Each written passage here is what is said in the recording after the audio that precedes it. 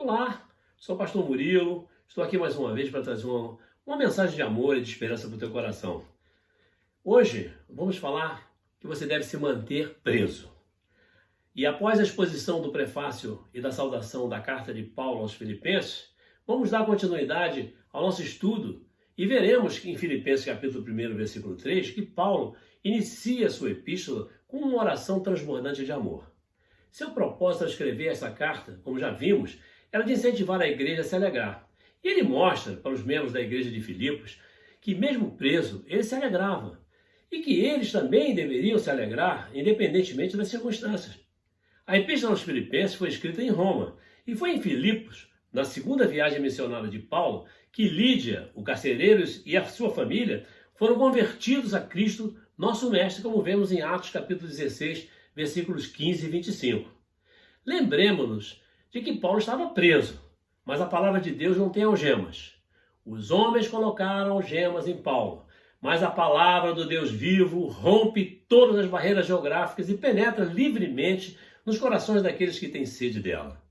As circunstâncias podem estar fora do teu controle, mas elas são rigorosamente controladas e dirigidas por Deus. A última palavra é do nosso Mestre. É importante destacar que o motivo da prisão de Paulo não foi por ter infringido qualquer lei, mas por estar divulgando o Evangelho de Cristo. Preso atrás das grades, o apóstolo estava impedido de ter comunhão com os irmãos, mas não estava impedido de orar por eles e abençoá-los. Sua mente, meu irmão, é livre, nunca esqueça disso. E Paulo se recorda daquela igreja como sendo um motivo de gratidão para o seu coração.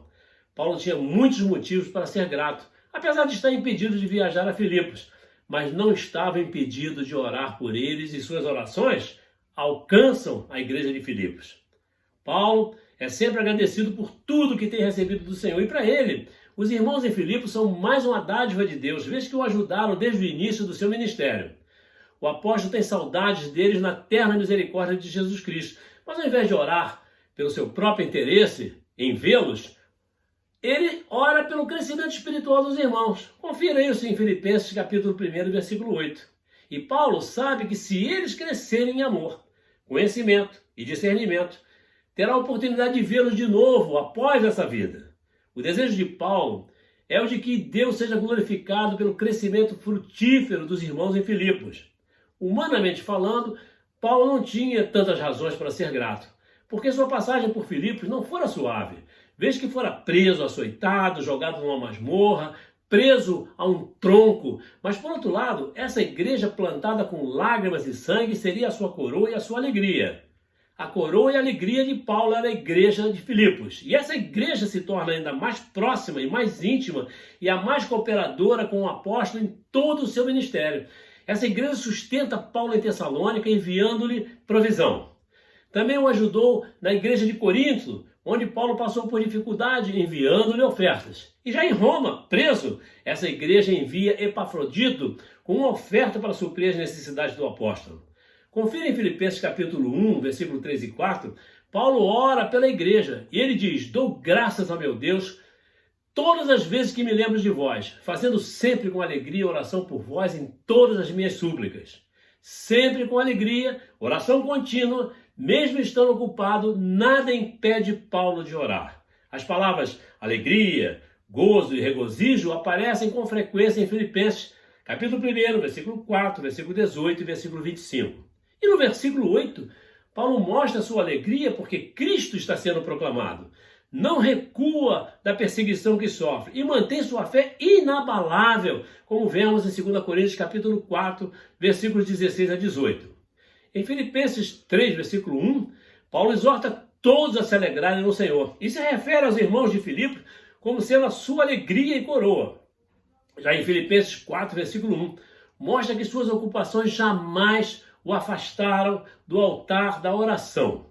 A oração de Paulo pelos filipenses era para que permanecessem unidos pelo amor. Chama a atenção a intimidade com Deus e seu relacionamento com o Senhor nosso Mestre Jesus. Paulo vive na presença de Deus, na dependência da sua graça. Em sua oração se apresenta humildemente com súplicas. Em Filipenses, capítulo 1, versículo 21, vemos que a chave para entender a atitude de Paulo é viver como Cristo viveu e morrer como Cristo morreu. A missão principal de Paulo era anunciar o Evangelho, e somente sua fé em Cristo poderia tê-lo sustentado em meio a tantas adversidades. É impressionante a vida de Paulo. Ele pregava Cristo onde quer que estivesse. Sua felicidade estava atrelada à aceitação das pessoas ao Evangelho de Cristo. E isso é assustador quando pensamos que nada fazemos atualmente na direção de levar pessoas ao conhecimento de Cristo, nosso Mestre. Para aqueles que não creem realmente em Deus, só resta a vida nessa terra. Daí porque lutam com tanto denodo pelos valores terrenos, como dinheiro, popularidade, poder, prazeres e prestígio. Para Paulo, no entanto, viver significa cultivar valores eternos e espraiar a mensagem do Evangelho, pois somente Cristo, nosso Mestre, seria capaz de fazer com que entendessem a vida sob a perspectiva da eternidade. Assim, diante do fato de que filipenses aceitaram o Evangelho e produziam frutos para o reino de Deus na cooperação do Evangelho, o apóstolo declara que estava convencido de que aqueles homens e mulheres eram verdadeiros cristãos, amavam a Deus e seus frutos eram resultado do mover de Deus, que agiu não apenas para tocar o coração daquela igreja, como também para que essa igreja doasse recursos e suportasse o seu ministério desde o primeiro dia. Essa igreja nasceu primeiro no coração de Deus e só depois no coração de Paulo. O reconhecimento de Paulo atinge seu clímax em Filipenses capítulo 1, versículo 7 e 8. Mesmo estando preso, a igreja não o abandonara. O suporte de Filipos não se condicionava à situação de Paulo, seja em momentos ruins ou bons, e ele se alegra e constitui Deus como testemunha do seu amor por aquela igreja. Essa carta pode ser sintetizada em dois tempos do verbo regozijar. Eu me regozijo e regozijai-vos, referindo-se a ele próprio e aos outros. Temos que nos espelhar em Paulo, que não perdeu nenhuma oportunidade para pregar Cristo. Mas na cadeia, sua evangelização alcança os perdidos, como vemos em Filipenses capítulo 1, versículo de 13 a 18. Ao invés de se queixar das suas algemas, Paulo consagrou-as a Deus e pediu-lhe que servissem para o avanço pioneiro do Evangelho. Deus é o Senhor da obra e dos obreiros. Deus é o Senhor da obra e dos obreiros. E Deus abre portas para a pregação e usa os acontecimentos que atingem os obreiros como instrumentos para ampliar os horizontes da evangelização. Porque Paulo estava preso, pôde alcançar grupos de pessoas que jamais teriam alcançado a liberdade. Suas cadeias abriram portas para o Evangelho. Ele era livre para pregar o Evangelho. Paulo evangelizou a guarda pretoriana, que era a tropa de elite instalada no palácio do imperador e que compreendia um corpo de 10.000 soldados escolhidos para compor o corpo da guarda privada do imperador. Veja, meu irmão, minha irmã, como Deus opera. Como cada soldado cumpria um turno de 6 horas, Paulo pregava o evangelho no mínimo para 4 desses soldados por dia. E o que é maravilhoso, muitos foram alcançados pelo evangelho, como você pode conferir em Filipenses 1, versículos 12 e 13. As cadeias de Paulo removeram as barreiras e deram a ele a oportunidade de evangelizar os mais altos escalões do exército romano. Por isso, Paulo declara que as suas algemas se tornaram conhecidas em Cristo em todo o pretório. O que parecia ser um mal terrível tornou-se um canal para o progresso do evangelho. Filipenses 1, versículo 13, mostra que Paulo evangelizou todos os demais membros do palácio, de forma que quando Paulo entrou em Roma, meu irmão e minha irmã, não era um prisioneiro entrando, mas o evangelho entrando em Roma. O instrumento dessa mensagem estava algemado, mas o conteúdo da mensagem estava livre. E esse estado de Paulo como prisioneiro levou a maioria dos crentes em Roma a um despertamento espiritual e a um engajamento no trabalho da pregação, pois todos se entusiasmaram e agiram, na contramão dos nossos dias, onde os crentes permanecem apáticos. Filipenses 1, versículo 14, mostra que as cadeias de Paulo foram um estímulo para a igreja, que estava dividida, e o apóstolo exorta os filipenses a seguirem o seu exemplo e anunciar a palavra com maior determinação e destemor em tempos de perseguição.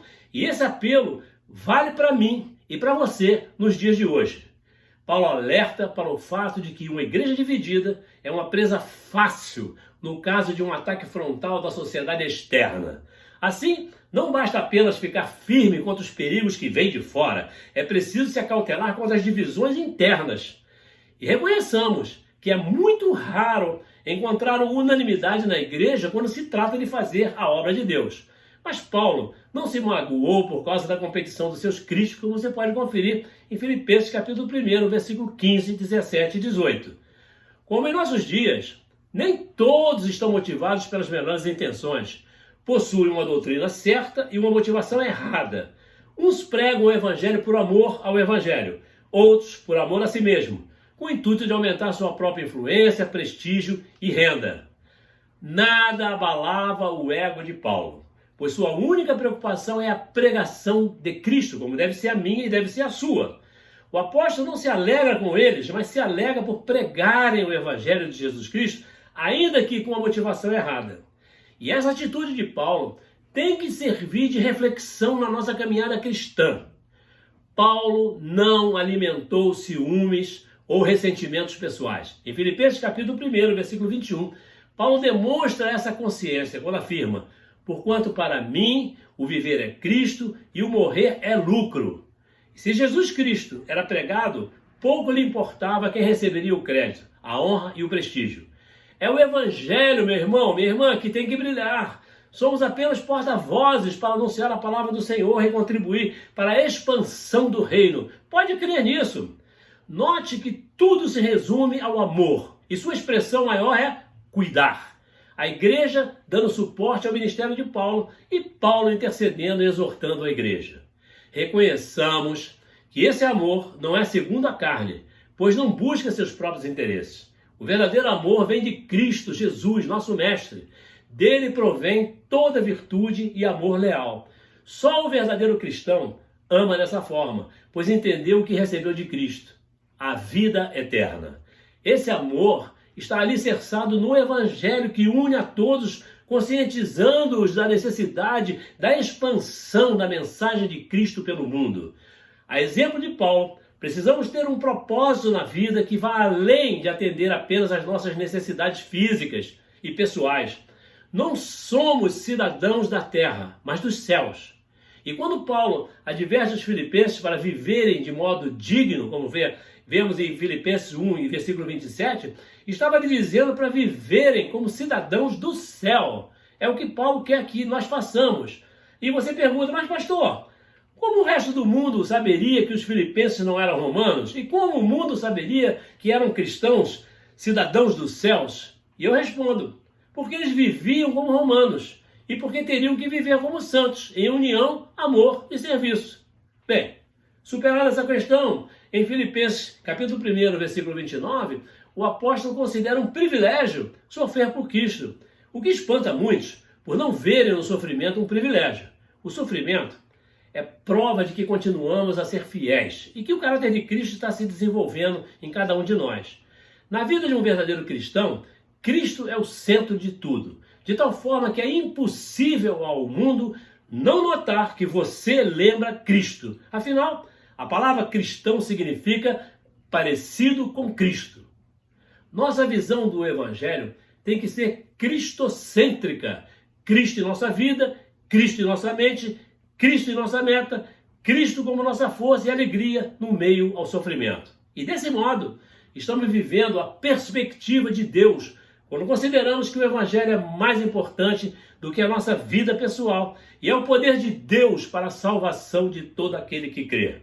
Portanto, em Cristo nosso Mestre, vou repetir, portanto, em Cristo nosso Mestre, permaneça preso, meu irmão, minha irmã, permaneça presa. Pronto!